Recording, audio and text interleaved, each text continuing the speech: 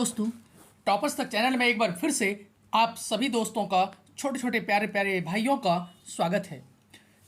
आज हम एक नए टॉपिक क्लास 7th की हिस्ट्री लेकर के चल रहे हैं और इसको अच्छे से समझेंगे और एक एक लाइन को अच्छे से समझते हुए उसको आगे बढ़ेंगे। दोस्तों, आप चाहे क्लास 7th में पढ़ रहे हों या क्लास 8th में या 9th और 10th में या किसी कंपटीशन की तैयारी कर रहे हों, इन सभी चीज़ों के लिए 6 से लेकर के 10 तक की NCERT बहुत ही इम्पोर्टेंट रखता है, बहुत ही महत्वपूर्ण होता है। तो आप अगर इन्हें अच्छे से समझेंगे तो आपको आगे चल कर के किसी भी एग्जाम्स में प्रॉब्लम नहीं होगी। चलिए, टाइम को बिना बर्बाद करते हुए हम चलते हैं और एक एक चीज़ समझते हैं। दोस्तों, इसका जो आज का जो हेडिंग है वो हेडिंग है ट्रेसिंग चेंजेज थ्रू 1000 ईयर्स। 1000 वर्षों के दौरान परिवर्तनों की पड़ताल। 1000 सालों में जो बदलाव हुआ है, जो चेंजेज हुआ है, समय के हिसाब से कोई किसी भी सोसाइटी में क्या होता है, समय के हिसाब से चेंज आता है। चाहे वो भारत की सोसाइटी हो, समाज हो, चाहे वो यूरोप की सोसाइटी हो, चाहे वो नॉर्थ अमेरिका, साउथ अमेरिका की सोसाइटी हो, किसी भी समाज में हम 2 सालों में, 100 सालों में, 200 सालों में, 400 सालों में, 1000 सालों में एकदम बिल्कुल से चेंज आ जाता है। तो आज भी आप देख रहे होंगे कि 5-10 सालों में कितना तेज़ी से बदलाव हो रहा है, कितने तेज़ी से चेंज हो रहा है। तो 1000 सालों में तो कितना बड़ा चेंज हुआ होगा या हुआ है वो तो हम समझ ही रहे होंगे। हालांकि वो हम जानते हैं, लेकिन यहाँ हम एक एक चीज़ों को अच्छे से समझते हुए चलेंगे। देखते हैं कि क्या क्या समझाना चाह रहा है। दोस्तों, take a look at map 1 and 2। Map 1 first was made in 1154 CE by the Arab geographer al Idrisi. कह रहा है जो मैप 1 है, इस मैप 1 को 1154 ईस्वी में अल इदरीसी ने बनाया था। किसने बनाया था? अल इदरीसी ने। ये जो मैप हम देख रहे हैं, इस मैप को अल इदरीसी ने 1154 ईस्वी में बनाया था। आगे देखते हैं, कह रहा है, आगे थोड़ा सा इसको और बड़ा करते हैं, उसके बाद आपको और समझने में आसानी होगा। The section reproduced here is a detail of the Indian subcontinent from the large map of the world. कह रहा है अरब जो भूगोलवेत्ता है उनके द्वारा जो बनाया गया मैप है, दुनिया के बड़े मानचित्र का एक हिस्सा है। जो भारत इंडिया का मैप है वो पूरे वर्ल्ड का एक हिस्सा है और यह इंडियन सब कॉन्टिनेंट को, भारतीय उपमहाद्वीप को दिखाता है। मैप 2 में was made in the 1720 by a French cartographer. तो जो मैप 2 है वो 1720 ईस्वी में फ्रांस का एक मानचित्रकार था। कार्टोग्राफर का मतलब होता है मानचित्रकार। जो मानचित्र को बनाता है उसे मानचित्रकार कहते हैं, इंग्लिश में कार्टोग्राफर कहते हैं। एग्जाम्स में कई बार पूछा भी जाता है कि मानचित्रकार किसे कहते हैं, तो कार्टोग्राफर होता है। तो जो सेकंड मैप बनाया है वो 1720 ईस्वी में फ्रांस का एक मानचित्रकार था, उन्होंने बनाया है। कह रहा है the 2 maps are quite different even through they are of the same area. कह रहे दोनों मैप एक ही एरिया के लिए, इंडिया के लिए ही बनाया गया है, लेकिन दोनों मैप में अगर आप देखेंगे तो कितना बड़ा गैप है दोनों मैप में। In al Idrisi map, South India is where we would expect to find North India and South India is where we would expect to find North India and Sri Lanka is the island at the top। कह रहा है दोनों नक्शे में एक ही इलाके के हैं मगर उनमें बहुत ज़्यादा डिफरेंस है। अल इदरीसी के नक्शे में दक्षिण भारत उस जगह है, अल इदरीसी के नक्शे में साउथ इंडिया उस जगह है जहां हम आज नॉर्थ इंडिया को देखते हैं, नॉर्थ इंडिया को ढूंढते हैं, और श्रीलंका का जो आइलैंड है वो ऊपर की तरफ है। श्रीलंका बिल्कुल यहाँ पे श्रीलंका था, ये ऊपर की तरफ दिखाया गया है। आगे देखते हैं, place names are marked in Arabic. जो जगहों के नाम है वो अरबी भाषा में दिया गया है। जो प्लेस का नाम दिया गया है वो किस भाषा में दिया गया है? अरबी भाषा में। यहाँ हम थोड़ा सा देखते हैं, ये सेकंड मैप है और सेकंड मैप आज आप देख सकते हो कि किस तरह से उनके नाम जो है वो अरबी भाषा में, ये देखो बिल्कुल अरबी भाषा में है, दिया गया है, और कहीं कहीं थोड़ा सा इंग्लिश भाषा में भी दिया गया है। तो थोड़ा सा समझने की कोशिश करते हैं, थोड़ा सा और समझने की यहाँ पे कोशिश करते हैं हम लोग। थोड़ा सा कार्टोग्राफर को देख लेते हैं। कार्टोग्राफर क्या है? Cartographer a person who makes map, जो मैप को बनाता है, जो मैप को ड्रॉ करता है, उसे कार्टोग्राफर कहते हैं। क्वेश्चन कई बार एग्जाम्स में, कई बड़े अच्छे बड़े बड़े एग्जाम्स में पूछे गए हैं कि कार्टोग्राफर क्या है। आगे देखते हैं हम लोग क्या कह रहा है।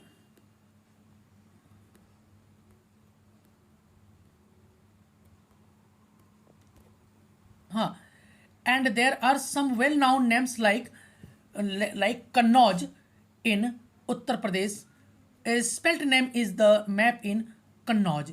कह रहा है उनमें से कुछ जाने पहचाने नाम भी हैं, जैसे यूपी का कन्नौज, उत्तर प्रदेश का जो कन्नौज है, वो पहले उसका नाम जो है कन्नौज हुआ करता था, लेकिन अब जो है उसका नाम कन्नौज कर दिया गया है। Was made nearly 600 years after map first. जो मैप फर्स्ट बनाया गया था, जो मैप फर्स्ट किसने बनाया था? आपको बताया था मैंने उस समय, आपको अगर याद होगा, अरब भूगोलवेत्ता अल इदरीसी, अरब का एक भूगोलवेत्ता था, भूगोल को लिखने वाला अल इदरीसी ने बनाया था। उसके 600 साल बाद सेकेंड मैप बनाया गया है। कह रहा during which time information about the subcontinent had changed considerably. कह रहा है यहाँ पे कि जब पहले मैप के 600 ईस्वी के बाद जब दूसरा मैप बनाया गया, इस 600 ईस्वी के बाद जो सूचनाएं थी, जो इन्फॉर्मेशन था, वो बहुत सारा चेंज हो गया था, या बहुत सारा चेंज हो गया था। This map seems more familiar to us and the coastal areas is in particular are surprisingly detailed. वही कह रहा है कि यह नक्शा हमें ज़्यादा परिचित लगेगा उसमें जब आप समुद्री एरिया को, ये जो समुद्री एरिया है, या समुद्री एरिया के बारे में जब आप डिटेल से देखेंगे तो आपको देख करके बहुत ही आश्चर्य होगा। यह कह रहा है कोस्टल एरिया के बारे में जब आप विस्तार से, जब आप पूरे डिटेल से देखोगे तो आपको बहुत ही आश्चर्य होगा कि कितना बड़ा चेंजिंग हुआ है हमारे नक्शे में और हमारे रियल में। This map was used by European sailors and merchants on their voyages. कह रहा है यूरोप के नाविक तथा व्यापारी अपनी समुद्र यात्रा के लिए इस नक्शे का इस्तेमाल किया करते थे। ऑब्वियसली जब उनको रास्ता नहीं पता था तो वो भारत आने के लिए इसी नक्शे का इस्तेमाल करते थे कि ताकि वो सही सही इंडिया पहुंच सकें। आगे देखते हैं। Look at the areas in the interior of सब कॉन्टिनेंट ऑन मैप 2। कह रहा है अब इंडिया के भीतरी इलाके पर, इंडिया के ये जो इंडिया का ये बीच वाला इलाका है, इन एरिया में अगर हम डिटेल से देखें तो they are detailed as those on the coast. कह रहा है कि जितने समुद्र तट वाले हिस्से हैं उनको थोड़ा डिटेल से देखते हैं। Follow the course of river Ganga and see how it is on. अगर गंगा नदी को देखें तो आप देखेंगे, अगर गंगा नदी के भीतरी इलाकों को अगर आप देखेंगे, तटीय इलाकों को अगर बारीकी से देखेंगे तो जो अंतर है वो बहुत बड़ा अंतर है। Why do you think there is a difference in the level of detail and accuracy between the coastal and inland area in the map. कह रहे इतना जो डिफरेंस है मैप बनाने में और रियल में, इसका रीजन क्या है, ऐसा क्यों है, देखते हैं। Equally important in fact that the science of cartography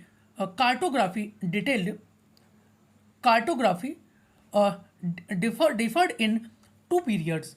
कह रहा है इतने ही महत्वपूर्ण एक और बात है कि दूसरे युग तक मानचित्र का जो विज्ञान था, साइंस था, वो बहुत ज़्यादा चेंज हो गया था, बदल गया था। when historians read documents, maps and text from the past, they have to be sensitive to the different historical background। अब जो कोई भी मैप बनाया जा रहा था 1700 ईस्वी के बाद, तो वो पहले के जो इतिहासकार थे वो अपने मर्जी से बनाते थे, लेकिन 1700 ईस्वी के बाद जो भी मैप बने, जो भी हिस्ट्री लिखी गई, तो लिखने वाले जो लोग थे उन्होंने पीछे की हिस्ट्री को पलटा, पीछे की हिस्ट्री का सहारा लिया, उसके बाद कुछ भी चीज़ें लिखा। The context in which information about the past was produced. वही कह रहा है कि कोई भी अब इतिहासकार जब बीते युग के दस्तावेजों, नक्शों और लेखों का अध्ययन करते हैं तो उनके लिए सूचनाओं के संदर्भों का लिखना बहुत आसान हो जाता है। लेकिन अगर कोई व्यक्ति अपनी मर्जी से लिखता है तो क्या होता है कि वह केवल अपने ही ज्ञान को लिख पाता है, लेकिन अगर पीछे के ज्ञान को थोड़ा सीखता है, थोड़ा देखता है, तो उसे बहुत सारे आइडियाज़ मिल जाता है और उस आइडिया के आधार पर जब वो लिखेगा तो एक्यूरेट लिखेगा। देखते हैं न्यू एंड ओल्ड टर्मिनोलॉजी, नई और पुरानी शब्दावली। पहले के लोग क्या क्या कैसे लिखते थे, कौन से शब्द इस्तेमाल करते थे, और आज के लोग यानी 1700 ईस्वी के बाद के लोग मॉडर्न एरा में कैसे लिखते हैं, उनको उनके डिफरेंस को थोड़ा समझते हैं। If the context in which information is produced change with time, कह रहा है समय के साथ साथ जो मैसेज होता है, इंफॉर्मेशन होता है, वो बदलता रहता है। तो ऑब्वियसली जब समय के साथ साथ जब बदलेगा तो क्या होगा कि वह समय के साथ साथ उसके अर्थ भी बदल जाता है। समय के साथ साथ जब लैंग्वेज बदलता है, जब मीनिंग बदलती है, तो उसका अर्थ भी चेंज भी हो जाता है। What about language and meanings, कह रहा है कि व्हाट अबाउट किस प्रकार का चेंज हुआ लैंग्वेज में और उसकी मीनिंग किस प्रकार बदली। Historical records exist in a variety of languages which have changed considerably over the years. कह रहा है जो ऐतिहासिक इतिहास जो रिकॉर्ड्स थे वो कई तरह की भाषाओं में मिलते हैं। पहले के जो हिस्ट्री लिखे जाते थे कई लैंग्वेज में मिलते हैं, और ये भाषाएं भी समय के साथ साथ बहुत ज़्यादा चेंज हुआ है। हजारों वर्षों में कई तरह से बदल गया है। Medieval Persian for example in different from modern Persian. कह रहा है उदाहरण के लिए जो मेडाइवल था, जो 1000 ईस्वी, 1000 ईस्वी, 1200 ईस्वी, 1300 ईस्वी में जो फारसी थे, जो फारसी के इतिहासकार थे, आधुनिक फारसी भाषा से भिन्न है। यानी 1200 ईस्वी में जो फारसी बोली जाती थी और 1700 ईस्वी में जो फारसी बोली जाती है, दोनों में बहुत ज़्यादा डिफरेंस है, दोनों में बहुत ज़्यादा चेंज हो गया है। लैंग्वेज वही है, लेकिन समय के हिसाब से उसका मीनिंग चेंज हो जाता है। The difference is not just with regard to grammar and vocabulary, the meanings of words also changed over time।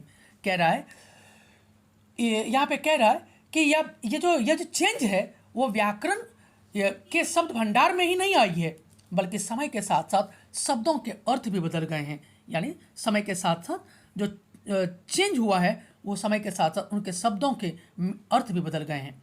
Take the terms Hindustan for example, today we understand as it India.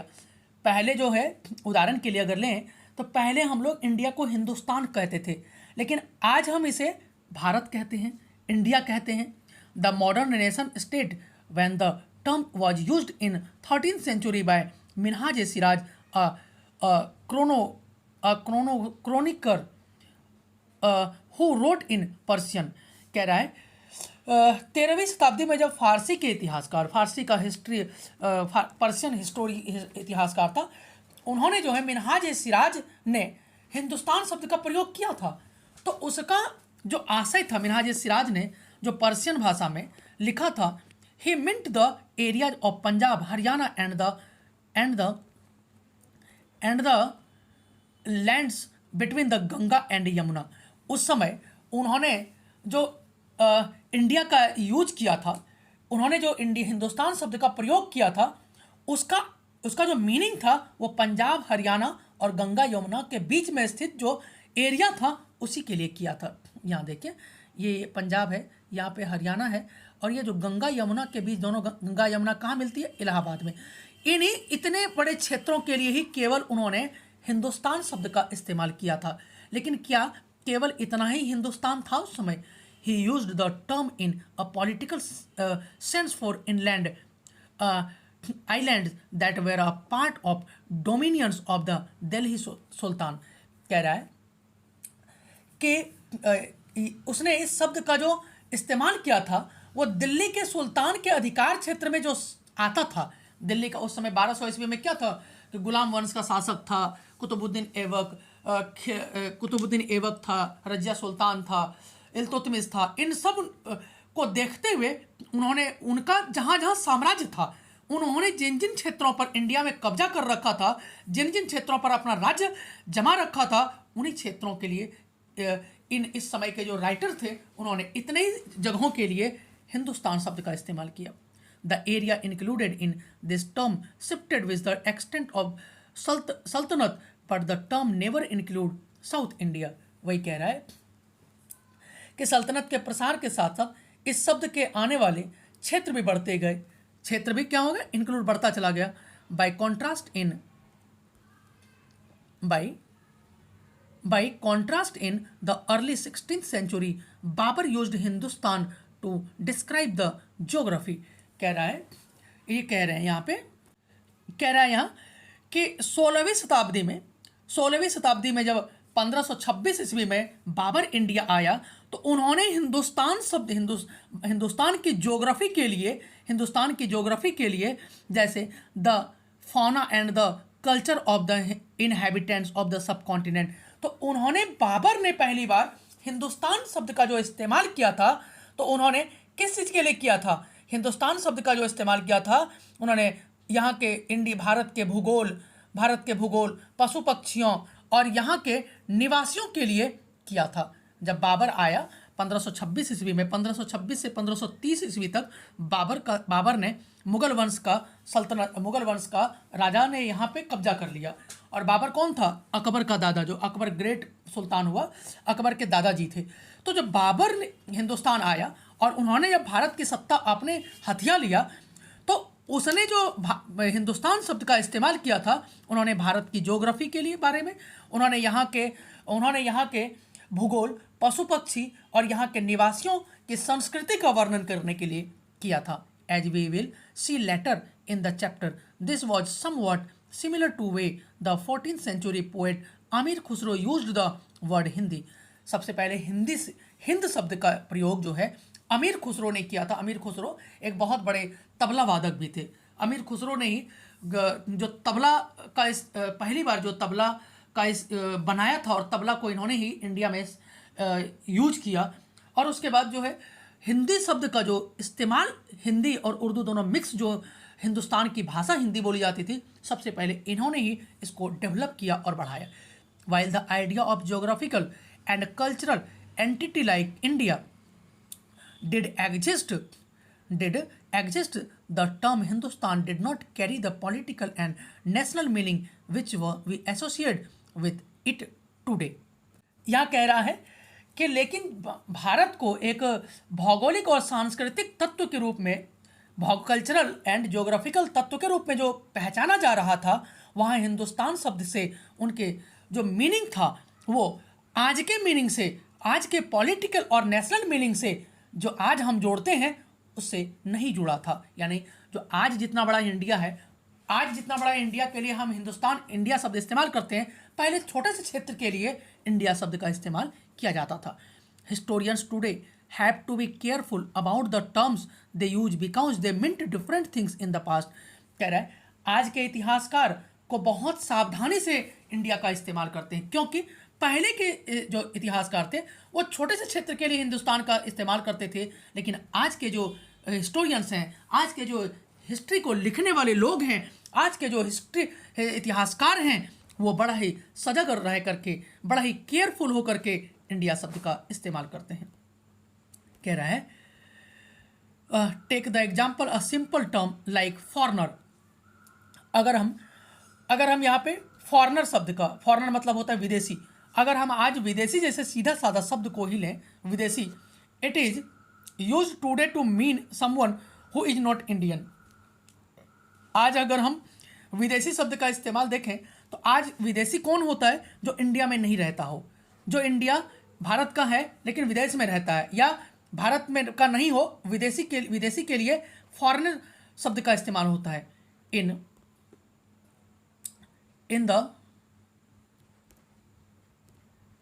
In the medieval period, a foreigner was any stranger who appeared, say, in a given village, someone who was not a part of that society or culture। कह रहा है आज हम विदेशी शब्द का इस्तेमाल किसके लिए करते हैं? जो भारत का नहीं हो, जो विदेश अमेरिका का हो, ब्रिटेन का हो, फ्रांस का हो। लेकिन पहले के ज़माने में विदेशी शब्द उसके लिए इस्तेमाल करते थे, जैसे एक गांव का ना हो करके दूसरे गांव से जब कोई व्यक्ति हमारे गांव में आता था, उसके लिए विदेशी शब्द का इस्तेमाल करते थे। या अपने गांव का कोई व्यक्ति हो और अपने गांव से बहुत दूर जाकर के कहीं काम धंधा करता हो, उसके लिए विदेशी शब्द का इस्तेमाल करते थे। देखते हैं, थोड़ा सा बड़ा मजा आएगा आपको जब चैप्टर आप समझेंगे।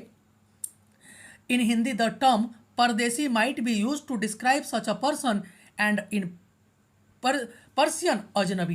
कह रहा है पहले जो परदेसी शब्द का इस्तेमाल फारसी में उसे अजनबी कहते थे।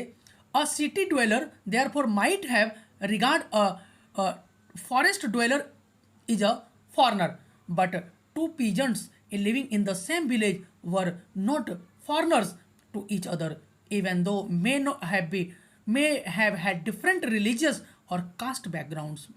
यहाँ कह रहा है कि किसी नगरवासी के लिए वनवासी विदेशी होता था। किसी नगरवासी, कोई शहर में अगर कोई व्यक्ति रहता था तो उनके लिए कोई, अगर मेरे गांव का कोई व्यक्ति है और वह कई सारे 6 महीने 8 महीने 10 महीने अगर वो शहर में रह करके जाता था तो उसके लिए विदेशी शब्द का इस्तेमाल होता था। या कोई एक गांव का व्यक्ति किसी दो तीन चार गांव के बाद का कोई व्यक्ति है और अगर वह हमारे गांव में आ जाता था तो उसे विदेशी हम लोग कहते थे पहले के ज़माने में। लेकिन आज जो विदेशी शब्द उनके लिए इस्तेमाल होता है जो पूरे इंडिया का नहीं है, जो किसी दूसरे कंट्री का है, उसके लिए विदेशी शब्द का इस्तेमाल करते हैं। तो एक विदेशी शब्द 300 सालों में उसके मीनिंग कितने बड़े चेंज हो गए। पहले विदेशी किसको कहते थे? जो अपने गांव का हो या अपने गांव में किसी दूसरे गांव से आता हो, उसके लिए विदेशी कहते थे। लेकिन आज विदेशी किसके लिए कहते हैं? कि आज अपने देश का ना हो करके किसी दूसरे देश से संबंधित हो, उसके लिए विदेशी शब्द का इस्तेमाल करते हैं। देखते हैं हम लोग हिस्टोरियंस एंड देयर सोर्सेस। इतिहासकार और उनके स्रोत। हिस्ट्री में इतिहासकार कौन कहलाते हैं और वो कोई भी चीज़ लिखता है तो वो कैसे लिखता है उसको देखते हैं। Historians use different types of sources to learn about the past depending upon the period of their study and the nature of their investigation। कह रहा है इतिहासकार जो है, historians use different type of sources to learn। इतिहासकार कुछ भी जानने के लिए, कोई भी चीज़ अगर उनको जानना हो तो वो क्या करते हैं? उनकी खोज की प्रकृति क्या है, वो किसके स्रोत का सहारा लेता है, डिपेंडिंग किस पे रहता है, किन किन चीज़ों का सहारा लेता है, किन किन चीज़ों की खोज पड़ताल करता है। Last year for example you read about rulers of the Gupta dynasty and Harshavardhana. कह रहा है पिछले 6ठी क्लास में आपने पढ़ा होगा, पिछले क्लास में आपने पढ़ा होगा गुप्त वंश और हर्षवर्धन के बारे में आपने देखा होगा। इस बुक में, in this book we will read about the following thousands years from रफली 700 टू 1750। आपने इस बुक में 700 ईस्वी से लेकर के 1750 ईस्वी तक आपने 1000 वर्षों के बारे में आपने पढ़ा होगा। देखते हैं, you will notice some continuity in the sources used by historians for the study of this period. कह रहा है इस टाइम पीरियड में, इस टाइम पीरियड के अध्ययन के लिए जो हिस्टोरियंस हैं, जो इतिहासकार हैं, हिस्टोरियंस किसे कहते हैं? जो हिस्ट्री को लिखता हो, पीछे की बीती हुई बातों को लिखता हो, जो फ्यूचर बीत गया हो उनके बारे में जब लिखता हो उसे हिस्टोरियंस कहते हैं। तो जो हिस्टोरियंस जिन स्रोत का प्रयोग करता है उनमें आपको बहुत सी ऐसी बातें मिलेगी जो पिछले युग से वैसे ही चली आ रही है। जैसे they still rely on coins, inscriptions, architecture and textual records for information. कह रहा है इतिहासकार इस बारे में सूचना इकट्ठी करने के लिए कभी भी कोई चीज़ लिखता है तो वो किन किन चीज़ों का सहारा लेता है। जैसे पहले के ज़माने के सिक्के होते थे, शिलालेख होता था। शिलालेख किसको कहते हैं? इंस्क्रिप्शन किसे कहते हैं? शिलालेख। जो पत्थरों पर चीज़ें लिखी जाती थी उसे शिलालेख कहते हैं। स्थापत्य, जैसे बिल्डिंग वगैरह पे कोई चीज़ें लिखा जाता था। पहले के ज़माने के लोग क्या करते थे? बिल्डिंग्स पर अपने बारे में लिखवा देते थे ताकि आने वाली पीढ़ियाँ हमारे बारे में, राजा के बारे में जान सके। तथा लिखित सामग्री, जो भी चीज़ें होता था उनके ऊपर आज के हिस्टोरियंस डिपेंड होते हैं। But there is also considerable discontinuity. कह रहा है लेकिन ये जो प्रामाणिक है, ये जो but there is also considerable discontinuity, लिखित सामग्री पर निर्भर, लेकिन ये भी चीज़ें कुछ कहीं ना कहीं अलग है, आश्चर्यजनक रूप से बढ़ गई है।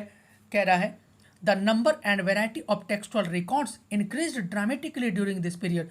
लेकिन आज के टाइम में इतने सारे टेक्स्ट रिकॉर्ड्स बढ़ते चले जा रहे हैं, they slowly displaced other types of available information.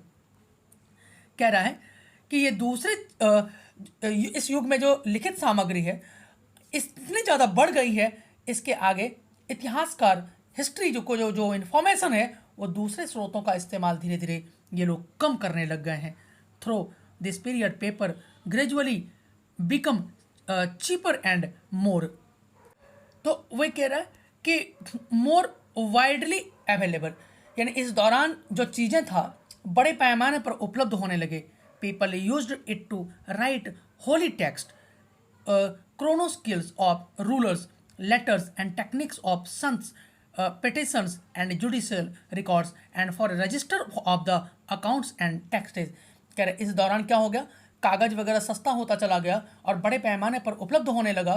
लोग धर्म ग्रंथ, शासकों के जो पुरानी कहानियाँ थी, संतों के जो लेख थे तथा उपदेश था, अर्जियाँ था, अदालत का जो दस्तावेज था, हिसाब तथा करों के खाते आदि लिखने में इसका इस्तेमाल करने लगे। पहले के ज़माने के जो लोग इन चीज़ों को लिख करके रखते थे, तो अब जो हिस्ट्री लिखते हैं वो इन्हीं चीज़ों को पहले देखता है, पहले समझता है, पहले पढ़ता है, उसके बाद उन्हीं चीज़ों का यूज करके, उपयोग करके हिस्ट्री अब लिखने लग गए हैं।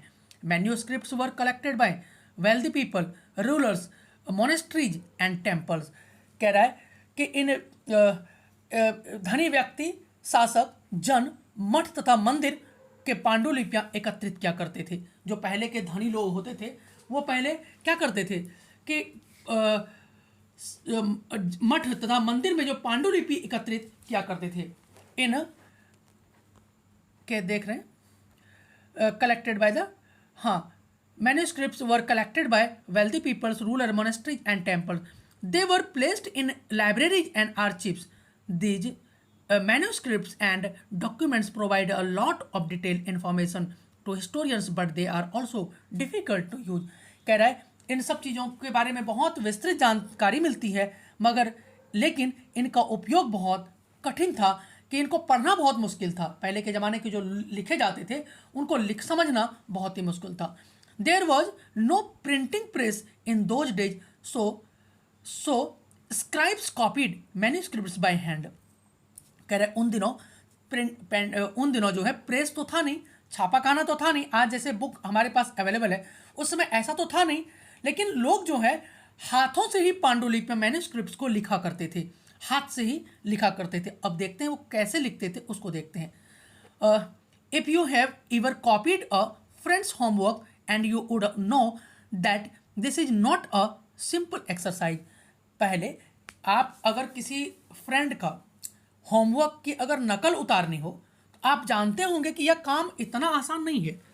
अगर किसी की हूबहू नकल उतारनी हो, उसी की हैंड राइटिंग में अगर आपको लिखना हो तो यह काम इतना आसान नहीं होता है। Sometime you can not read your friend's handwriting and are forced to guess what is written. कभी कभी क्या करते हो, अगर आपको उनकी राइटिंग समझ नहीं आती, हैंड राइटिंग समझ नहीं आती, तो आप गेस करते हो कि इसके आगे पीछे क्या हो सकता है। सभी लोग ऐसे ही करते हैं। As a result there are a small but significant difference in your copy of your friend's work. तब क्या करते हैं हम अंदाजा लगा करके उनके शब्द के बदले में कुछ दूसरा शब्द लिख देते हैं। इसी प्रकार होता चला गया। 1200 ईस्वी में कुछ और लिखा, 1400 ईस्वी में उन्हीं की नकल करके कुछ दूसरी चीज़ लिखा गया, 1600 ईस्वी में जब लिखा गया तो उन्हीं की चीज़ों को थोड़ा चेंज कर दिया गया। इस तरह से धीरे धीरे हिस्ट्री वही है, लेकिन धीरे धीरे समय के हिसाब से हमने क्या किया, उस हिस्ट्री को चेंज करते चले गए हम लोग। आगे देखते हैं। Manuscripts copying in somewhat similar as scribes copied manuscript, they are introduce small changes a word here, a sentence there. वही मैंने कहा, समय के हिसाब से क्या होता चला गया, धीरे धीरे उन्हीं चीज़ों में बदलता चले गए, अपने हिसाब से कुछ ना कुछ सेंटेंस चेंज करते चले गए। और 1200 ईस्वी का हिस्ट्री और आज के हिस्ट्री में कितना ज़्यादा डिफरेंस आ गया। These small differences grew over centuries of copying until manuscripts of the manuscripts of the same text, manuscripts of the same text become substantially different from one another. यहाँ वही कह रहा है कि समय के हिसाब से क्या करता चला गया, चेंज होता चला गया, और टेक्स्ट तो सेम है लेकिन धीरे धीरे समय के हिसाब से उसी टेक्स्ट में, उसी लेखन में चेंज होता चला गया. This is a serious problem because we rarely find the original manuscripts of the author today. कह रहा है प्रतिलिपियां बनाते हुए लिपिक क्या करते चले गए, जो लिखने वाले थे थोड़े थोड़े चेंज करते चले गए, और कहीं कोई शब्द कहीं कोई वाक्य धीरे धीरे इसी प्रकार क्या होता गया, अपने हिसाब से वो चेंज करते चले गए. We are totally dependent upon the copies made by later scribes. और हम लोग आज जो है उन्हीं कॉपी पर पूरी तरह डिपेंड हैं कि उन्होंने जो लिखा वही सच मानते हैं हम लोग. अब उन्होंने उस समय जो देखा, जो समझा, जो उन्हें समझ में आया वो उन्होंने लिखा, और आज हम जो समझ पा रहे हैं तो हम उसी को हिस्ट्री कह रहे हैं कि उन्होंने जो उस समय समझा, उन्होंने उस समय जो लिखा, अब चाहे उस समय जो उन्होंने लिखा वो गलत ही हो, लेकिन हम उसी को हिस्ट्री मान रहे हैं. As a result historians have to read different manuscript version of the same text to guess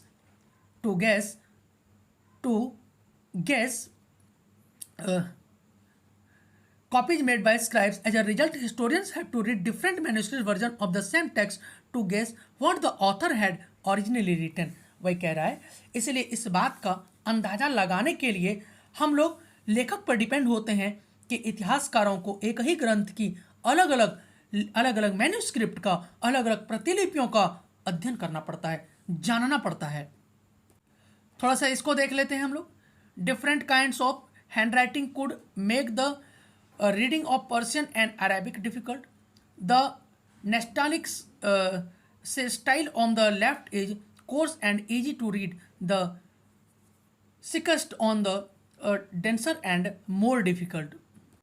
जो लिखावट की अलग अलग शैलियाँ थी, different kinds of hand writing, जो लिखने की अलग अलग शैलियाँ थी. फारसी और अरबी पढ़ने में प्रॉब्लम तो हो सकती है, कठिनाई हो सकती है, क्योंकि इसमें जो है फारसी और अरबी जानकार जो जानता था उनके लिए पढ़ना आसान हो सकता है, लेकिन सभी लोग जो है इनको पढ़ नहीं सकते, और धीरे धीरे इसमें क्या होता गया, चेंज भी होता चला गया.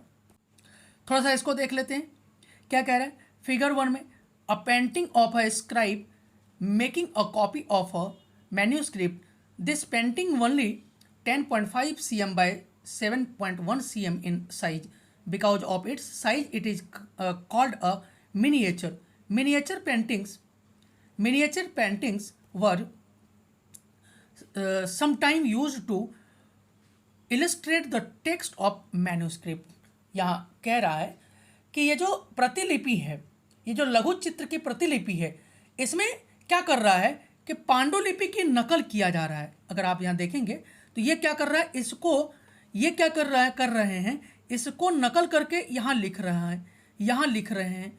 तो जब इसको नकल करके यहाँ लिख रहा है, इसको नकल करके यहाँ जब लिखा जा रहा है, तो ऐसे कंडीशन में ये अपने हिसाब से क्या कर रहा है, उसको चेंज करता चला जा रहा है. इस छोटे आकार के कारण इसे लघु चित्र या मिनिएचर कहा जाता है. जब बड़े कॉपी को जब छोटे चित्रों में लिखा जाता है उसे क्या कहा जाता है, miniature. Miniature painting were used sometimes used to illustrate the text of manuscripts. वही कह रहे हैं कभी कभी इन लघु चित्रों का प्रयोग पांडुलिपियों की स्पष्टता को प्रदान करने के लिए किया जाता था. कि जो भी चीज़ें, अगर कोई चीज़ों किसी भी चीज़ व्यक्ति को फिगर से समझ में आ रहा हो तो वो फिगर से भी समझ सकता था. ये इतने सुंदर होते थे कि आगे चलकर इन चित्रों को पांडुलिपियों से अलग करके बेचने लगे थे. ये इतना अच्छी पेंटिंग थी ये कि लोग इसको बेच करके पैसा कमाने लग गए थे. इतनी अच्छी पहले लोग कलाकारियाँ किया करते थे. On occasion authors revised their chronicles at different times. The 14th century chronicler Ziauddin Barni wrote his chronicle first in 1356 and another version 2 years later. यहाँ कह रहा है, यहाँ पे कह रहा है कई बार लेखक भी स्वयं भी समय समय पर अपने जो मूल वृत्तांत में संशोधन करते रहते थे. 14वीं शताब्दी के 14th सेंचुरी के जो इतिहासकार थे जियाउद्दीन बर्नी ने अपना जो फर्स्ट टाइम वृत्तांत लिखा था, वृत्तांत मतलब अपने बारे में या राजा के बारे में, 1356 ईस्वी में, और दूसरी बार दो वर्ष के बाद जब 1358 ईस्वी में लिखा तो दोनों में बहुत ज़्यादा अंतर आ गया। लेकिन कह रहे हैं the two different from each other, but historians did not know about the existence of the first version until the 1960। It remained lost in large library collection. कह रहे तक, लेकिन 1971 ईस्वी तक इतिहासकारों को पहले वाले वृत्तांत की जानकारी ही नहीं थी। यह पुस्तकालयों के विशाल संग्रहों में कहीं दबा पड़ा हुआ था। तो लोग, आजकल के जो हिस्टोरियंस हैं, इतिहासकार हैं, वो इन्हीं चीज़ों पर डिपेंड रहते हैं। पहले के लोगों ने जिस तरीके से लिखा, जो समझा, उन्हीं चीज़ों को सहारा लेकर के अब के हिस्टोरियंस लिखते हैं। और पहले 1 सालों में 2 सालों में वही एक ही हिस्ट्री लिखी जाती थी। फिर 2 साल के बाद जब वही राइटर जब उन्हीं हिस्ट्री को लिखता था, कुछ चेंज करता हुआ चलता था। फिर 5 साल के बाद किसी और ने लिखा, कुछ चेंज किया। फिर 10 सालों के बाद किसी और ने लिखा, कुछ चेंज किया। इसी प्रकार जो पहली हिस्ट्री थी और जो आज हिस्ट्री है, उनमें बहुत ज़्यादा चेंजेज हो गए हैं। तो दोस्तों, अगर आपको वीडियो समझ में आई हो, अगर आपको वीडियो अच्छी लगी हो, अगर आपको एक एक लाइन समझ में आ गई हो, तो आप वीडियो को ज़रूर से ज़रूर लाइक, शेयर एंड सब्सक्राइब ज़रूर से ज़रूर करें। आपको अगर और सभी बच्चों से ये निवेदन है कि दूसरे बच्चों तक भी वीडियो ज़रूर से ज़रूर भेजें। चलिए बच्चों, बहुत बहुत धन्यवाद, बहुत बहुत धन्यवाद। जय हिंद, जय भारत।